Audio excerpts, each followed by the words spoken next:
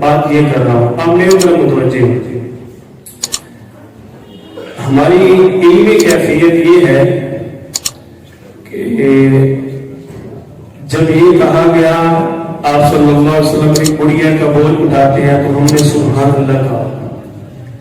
جب یہ پوچھا گیا کہ علم حاصل کرو، آپ نے فرمایا کہ چین تک چاہے جانا پڑے۔